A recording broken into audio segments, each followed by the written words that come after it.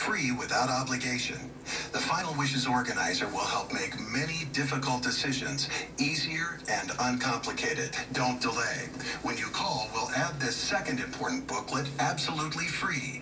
The 9 things every senior needs to know about funerals puts the facts on funeral planning in plain language. You may be surprised by what it reveals. Call now. As you probably know by now, there are so many things that I want to say, so many times that I would like to be heard, and I'm pretty much used to being ignored. I was trying to prioritize what to say next that people wouldn't hear.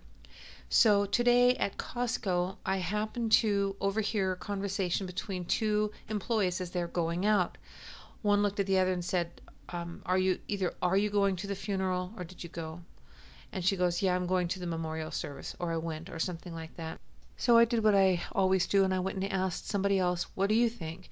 There was a lady behind the counter where I was getting lunch for the day. Yes, I'm such a good chef. I said, what do you think about the difference between funeral and memorial service or celebration of life? Which one do you think is more real? And she looked at me and she goes, funeral. And I went, you're absolutely right. Why do I think she's right? What difference does it make? Hillary, hey Hillary, what difference does it make whether you believe in the truth or not? I think it makes all the difference in the world.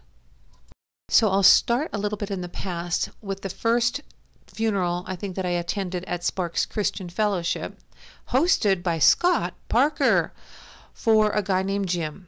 Okay, Jim Tresley was not a good man. Jim Tresley was pretty much like me. He was sort of rotten to the core. But Jim Tresley's family was there, and so Scott Parker called him a good man. And I'm going, what are you talking about? Well, what I have noticed is in celebration of life that we make up stories, that we leave out all the bad stuff, and we put in all the good stuff.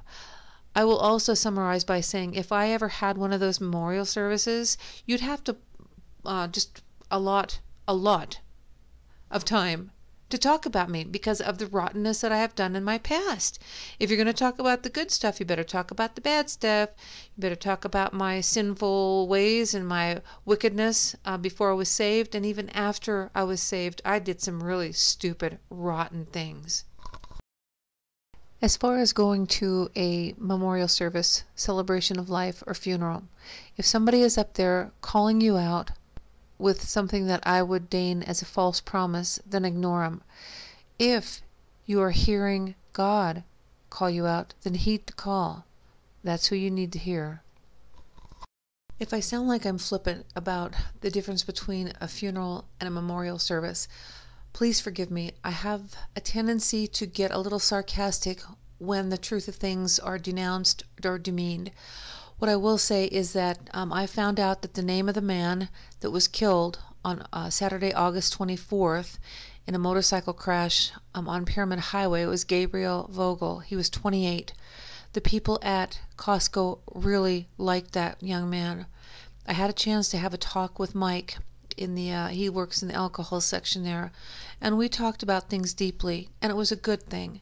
So what I will say is, when God has rescinded my sustenance order, because he did say he was going to sustain me, I will ask Tom Gordon to just put on a funeral, make sure there's enough money there, and when people go, oh, boo-hoo, boo-hoo, she's gone, what's for lunch?